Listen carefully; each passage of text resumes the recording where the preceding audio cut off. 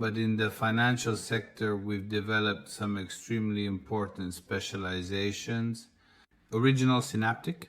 Original Synaptic is an artificial intelligence platform with an agent-based architecture.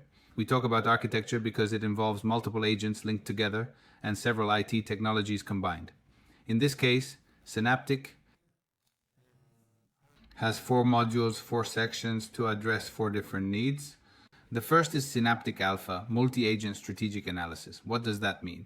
It means analyzing sectors, niche sectors, new sectors, sectors that have undergone change, which could be investment opportunities and offer potential future returns. The platform, the architecture, carries out an analysis of these markets, either autonomously or guided, meaning we can specify, for example, to conduct an in-depth analysis of the chemical sector in India or the automotive sector in China, or more generally, the gold sector, the Bitcoin sector, or the artificial intelligence and new technology sector. The agent-based architecture then conducts thorough research and produces analyses on certain operators, specific sectors, and key markets that could be potential investment opportunities. This is obviously useful for guiding investments, allowing for extremely rapid analysis of a range of data that would be difficult for a human to read, learn, and process. The result is a report or an agent you can interact with, which has processed and understands all this new data to help make decisions about which new sector to target from an investment perspective. Then we have Synaptic Portfolio, which is a section is reserved for those who manage assets, private banking, or offices to analyze the risk of a portfolio, the risk of a wealth situation or opportunity, a client's wealth situation. It can perform dynamic benchmarks between one asset allocation and another, one product and another, one asset type and another, against gold, for example, or the performance of my portfolio over a certain period, compared with another approach or a different benchmark in another sector. The verticality develops, tailored for clients because it takes the positions in which the client is invested, carries out all the analyses, and already creates a report for the client. Then we have Synaptic Genesis, on the other hand, the architecture that helps producers of structured financial products or financial products in general, which could be a fund or something else, or a more complex asset, to perform reconciliation, to produce and to analyze benchmarks in this case as well. For example, a structured fund on and digital assets, cryptocurrencies, can easily be compared with another similar product. On pure, the performance of pure Bitcoin or some other management method, the aim is to produce data, documents to show to potential or current investors, but it will also be used to delve deeper and reflect on certain strategies already in place, as well as possible future strategies. Synaptic Sentinel, on the other hand, is compliance monitoring carried out using an agent-based architecture. Usually, companies, private investment offices, or investment banks are required to perform control activities such as KYC, AML, transaction analysis, and checks on certain databases to see if the client, if the person is politically exposed, has been involved in scandals, if they appear on terrorism lists, if they are criminals, and so on.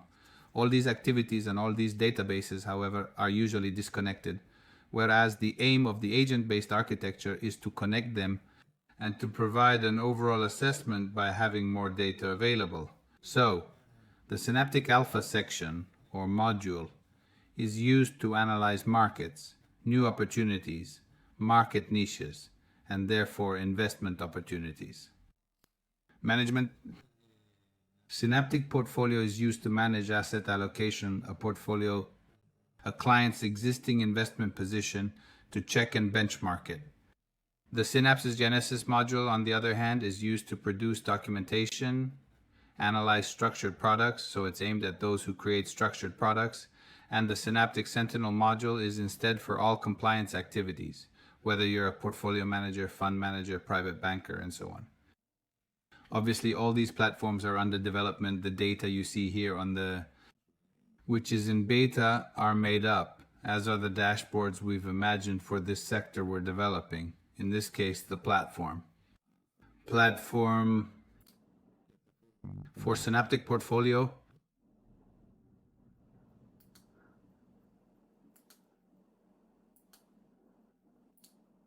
A hypothetical dashboard for managing and analyzing a structured product with its nav and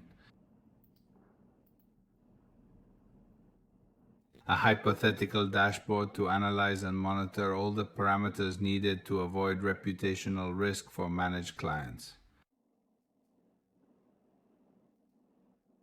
Again, these are consoles and dashboards we're imagining and developing. Finally, we're also developing a product, a proof of concept for MasterCard Zurich, which is an agent connected to a MasterCard database to analyze big data and carry out strategic analysis. The goal in this case is to replace, which is a database like this one, obviously anonymized data, a database that MasterCard can sell in anonymized form. And this is a business activity that MasterCard does. We all know them for payments, but in reality, another activity MasterCard does is to provide a database for market strategy purposes. It's clear that a database like that, a CSV file or an Excel file like this, a CSV loaded into Excel, is quite a challenge to analyze and understand, given that we're talking about tens of thousands, even hundreds of thousands of transactions. Obviously, this raw database would then need to be processed. It would need tables, pivot tables, and the generation of reports and charts. If done by a human, this requires time, whereas if done by an agent-based architecture, it only takes a few seconds, as we'll see in a moment. Because once I connect the agent to this database, I can then ask it questions. Give me a breakdown of the brands by revenue in order and make a pie chart. But anyway, see, even if someone makes a mistake when asking a question, the agent still understands. It's tolerant, flexible, generally like a human, maybe even more tolerant than a human. But in any case, it understands. Right now, the agent is processing. What is it doing? It's going into the database we saw earlier. Here are the data. Aggregated luxury brand revenues for London and Paris. Combine the results to give a complete picture. Yes. So it has created of the turnover, sorted in descending order for the various brands, and it has also generated an interactive chart based on this data. Of course, it can also process other things and can analyze and generate other reports. For example, create a statistic this time by brand, but sorted by average, and make a bar chart. Right now, the agent is connecting to a database. It's reading all calculating the averages, and then it will give us an output sorted by average transaction value. So it's slower than another agent in this case because it's processing a huge, significant database. Obviously, on one side, there's traditional IT. So a query, on one side, there's the SQL server. On the other, there's an agent that does these calculations instead of a human. Here are the luxury brand data sorted by average value of the highest. These brands show a strong positioning in the luxury segment. Brands. Of course, with all the agents in the architecture, you can interact either by voice or by typing. In this case, it calculated the turnover, the number that it found in that database, in that raw data, and it found an average value of the. So then it did a sort of summary for the average value of, and then it also created a bar chart for me, as I had asked. For example, this brand had a lower turnover than only 2 million compared to 245 million. The average is much higher, 3,142 euros of average turnover compared to 2,753. And as I said before, the agent can also make assessments. It can do other things as well. The important thing, however, is to show how these agents, these architectures, these language models, also known as artificial intelligence, can develop and process information by connecting with IT architectures that already exist today in a secure and private way. And localized, Switzerland, Europe, and so on, which is something completely different from what generalist artificial intelligences like GPT, Gemini, Claude, etc. do. Obviously, that doesn't mean that they don't work well, but it means they do two completely different jobs. Here, we're applying an artificial intelligence language model to our own data and our own IT architecture. to look under the bonnet of the... So, to see how these agents are organized and set up, we can, for example, open the configuration of this agent we're developing for MasterCard. The parameters for each agent are really, which I won't explain all of them now. What really makes the difference here is the parameter for connecting to a database. So to this SQL Server database, we have enabled it. This is the host, so the address of the server where this data is stored. Again, these are our own private servers mapped in Switzerland, Italy, or elsewhere in Europe, with port, username, and password. The agent connects to this database, processes the data based on what we've asked it in natural language, and gives us an output. There are, as I was saying, a huge number of parameters and functions that we can link to an agent. So let's look at a few. For example, we've developed an online search tool that's ours, not Google's or anyone else's.